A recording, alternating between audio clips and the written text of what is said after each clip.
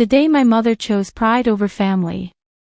My name is Kelly, and at 29 years old, I never imagined that a single Sunday afternoon would change everything. When my mother Linda screamed at me to get out and never darken our doorstep again, I finally listened. What she didn't know was that I had been secretly covering their $3,200 monthly expenses for 2 years straight. The shock on my father Howard's face 3 weeks later, when the eviction notice arrived, will haunt me forever. If you've ever felt invisible in your own family, hit that like button. Let me know where you're watching from, and stay with me to see how one moment of courage can rewrite your entire story. Growing up in the shadows. The Wilson household was a masterclass in dysfunction, with my mother Linda as the undisputed director of our family drama. From my earliest memories, nothing I did was ever quite right. My older sister Amanda, 32, was the golden child who could do no wrong. My younger brother Jeremy, 26, was the baby who got away with everything. And then there was me, caught in the middle, absorbing every criticism like a sponge. My father Howard worked as an insurance adjuster, bringing home decent money for over 25 years. My mother never worked a day after Amanda was born, claiming her job was managing the household, which apparently meant criticizing everything I did while praising my siblings for breathing. Kelly, why can't you be more like Amanda, became the soundtrack of my childhood. When I brought home a 3.8 GPA, she'd ask why it wasn't a 4.0. When I made varsity soccer, she wondered why I wasn't team captain like Amanda had been. Every achievement felt hollow because it was always measured against an impossible standard. The worst part. My father never defended me. He'd give me these apologetic looks across the dinner table, but his silence spoke louder than any words of support ever could. The breaking point begins. Everything changed 2 years ago when my father lost his job during company downsizing. At 58, finding equivalent work proved nearly impossible. The severance package was generous, but it had limits. My mother's response to their financial crisis. Complete denial. "We're not poor," she'd snap whenever my father suggested downsizing. "What would the neighbors think if we moved to some tiny apartment? I've worked too hard to build our reputation in this community." Worked hard. The irony was suffocating. I discovered their financial disaster by accident during a visit home. I found my father in his study at 2 a.m., surrounded by overdue bills, his head buried in his hands. When I asked what was wrong, this proud man broke down completely. "We're 4 months behind on everything," he whispered. "The mortgage, the car payments, the credit cards. I don't know what to do, Kelly. Your mother won't hear of getting a job or selling the house." That night, I made a decision that would define the next 2 years of my life. The secret sacrifice. Without telling anyone, I contacted their creditors the next day. I set up automatic payments from my account for their mortgage, car loans, and minimum credit card payments. The total: $3,200 every month. It was more than half my take-home pay as a marketing coordinator, but I couldn't bear the thought of my parents losing everything. I moved to a studio apartment, sold my car for an older model, and lived on rice and pasta for months at a time. My parents never questioned their sudden financial stability. My father claimed he'd found consulting work that covered their expenses. My mother never asked for details, as long as her lifestyle remained intact. For 2 years, I played their invisible savior. The stress was crushing. I developed insomnia, anxiety attacks, and a constant knot in my stomach. But whenever I considered stopping the payments, I'd imagine my parents homeless, and I'd transfer another month's worth of bills. The mask slips. My mother's treatment of me only got worse as my financial situation became more precarious. She'd criticize my cheap clothes, wonder why I never went on vacation anymore, and make snide comments about my tiny apartment. When I was your age, I had a beautiful home and was planning my wedding, she'd say, deliberately ignoring that I was sacrificing everything to keep her in that same beautiful home. The cruelest irony. The more I helped them, the more she seemed to resent me. 3 months ago, I finally reached my breaking point. I was living paycheck to paycheck, had no savings, and was working overtime constantly just to make ends meet. My mental health was deteriorating, and I was popping antacids like candy from the stress. That's when I made an appointment with a financial advisor to discuss my situation. Kelly, my advisor Martin said, reviewing my statements, you're essentially supporting 3 adults on 1 salary. This isn't sustainable. You're destroying your own financial future. He was right. At 29, I had no emergency fund, no retirement savings, and was living one crisis away from my own financial disaster.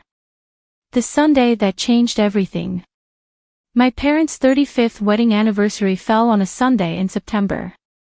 Despite my exhaustion and growing resentment, I bought them an expensive gift, a weekend getaway I couldn't afford, and went home for dinner. The tension was immediate.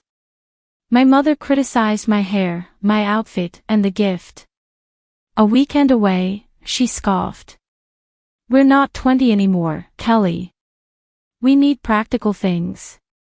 My sister Amanda was there with her husband, glowing about their recent vacation to Italy and their plans to buy a bigger house.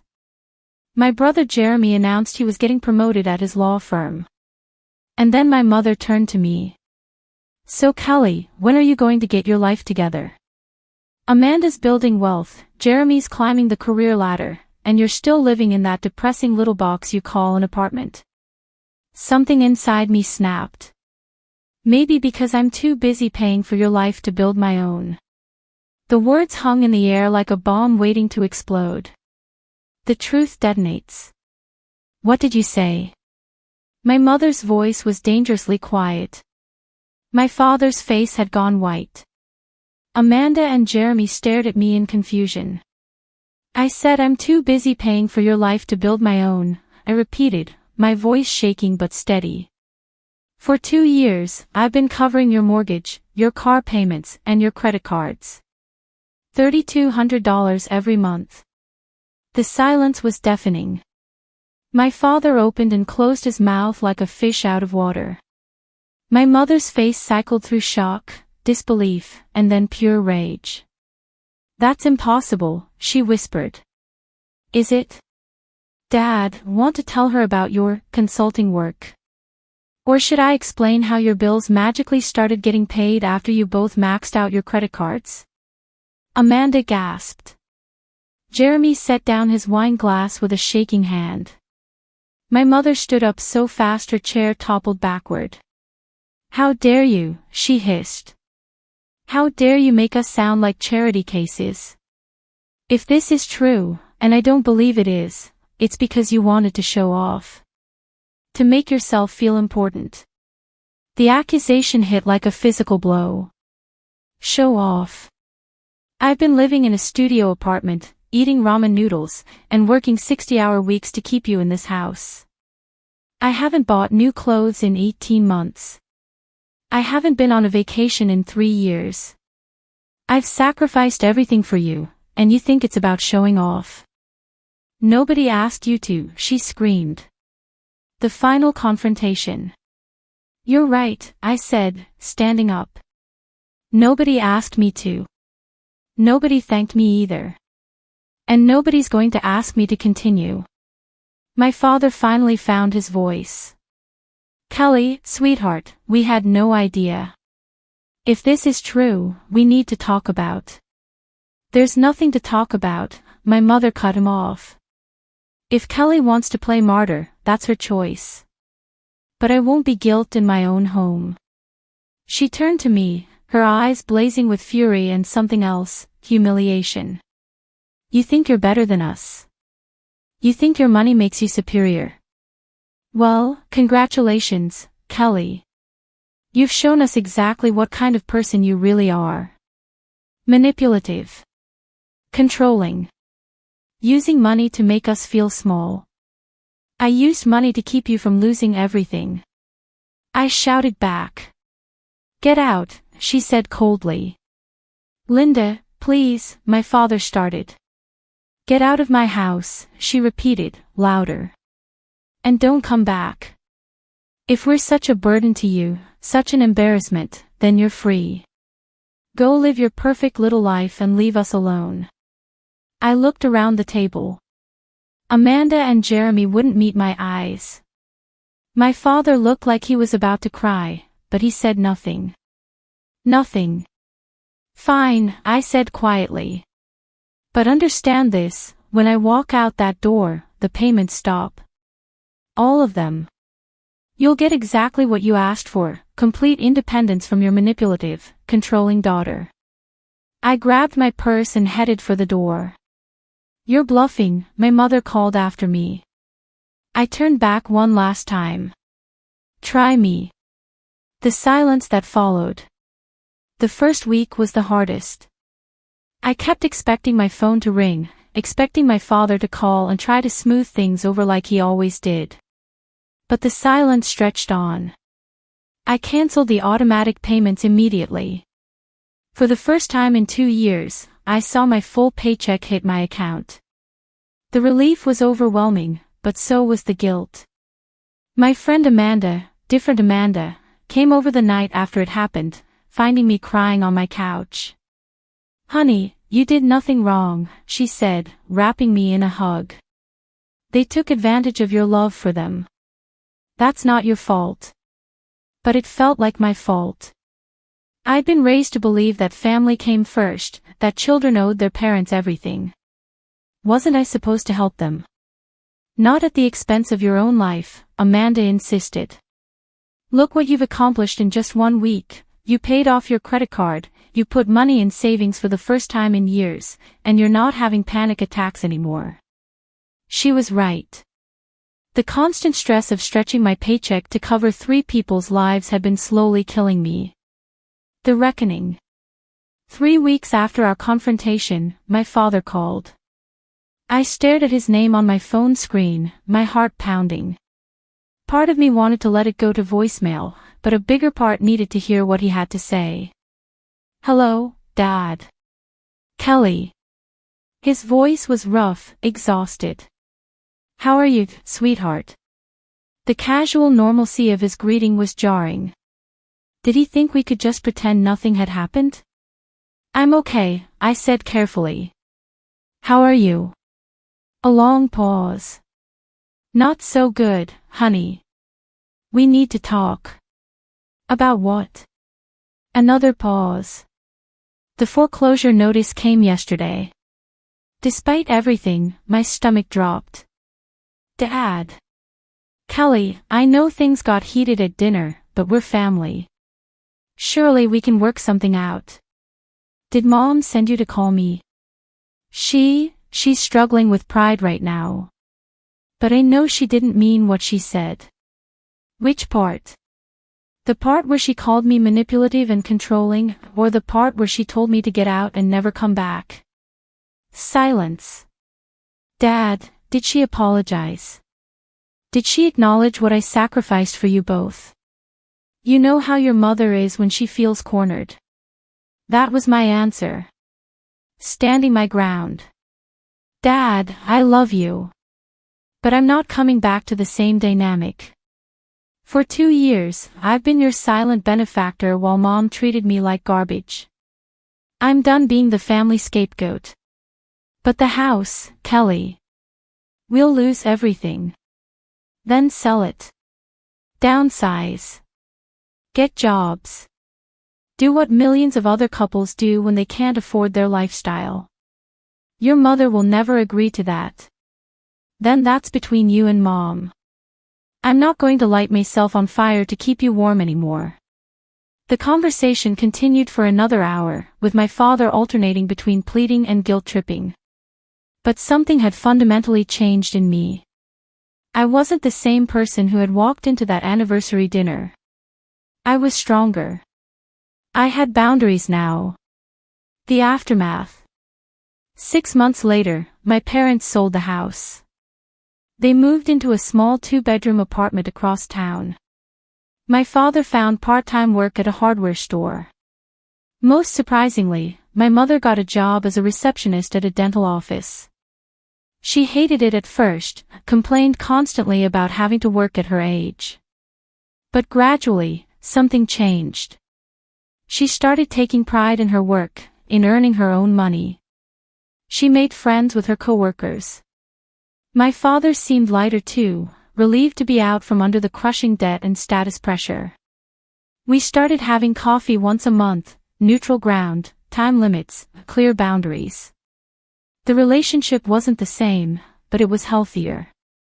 My mother never fully apologized for that Sunday, but she stopped criticizing my life choices. Progress, I suppose. The woman I became. With my financial burden lifted, my life transformed rapidly. I got promoted twice in 8 months, moved into a beautiful one-bedroom apartment with a view of the city, and started dating again. More importantly, I learned to value myself the way I had valued my parents, putting my own needs first for once. The panic attack stopped. I slept through the night. I smiled more. I joined a support group for people with toxic family dynamics, where I learned that my story wasn't unique. Countless adults were sacrificing their own well-being to maintain their parents' unrealistic lifestyles. Setting boundaries isn't cruel, our counselor always said. It's necessary for authentic relationships. The lesson learned. That Sunday changed everything, but not in the way I expected. I thought standing up for myself would destroy my family. Instead, it forced us all to grow up. My parents learned to stand on their own feet. I learned that love doesn't require self-destruction. And my siblings learned that enabling isn't the same as helping. The most powerful lesson. Sometimes the greatest gift you can give someone is refusing to rescue them from the consequences of their choices. If you're in a similar situation, carrying burdens that aren't yours, sacrificing your future for someone else's comfort, accepting treatment you don't deserve, I hope my story gives you courage. You are not responsible for other people's happiness at the expense of your own. You are not required to set yourself on fire to keep others warm. And you are not selfish for having boundaries. Sometimes the most loving thing you can do is step back and let people learn to save themselves. The new beginning. Today, I'm thriving. I have savings, career goals, and relationships based on mutual respect rather than obligation. My parents and I have a relationship that, while different, is built on honesty rather than silent sacrifice. The woman who walked out of that house 6 months ago was broken, exhausted, and invisible. The woman I am today is strong, confident, and finally living her own life. That Sunday my mother told me to get out and never come back. So I did. And it was the best decision I ever made.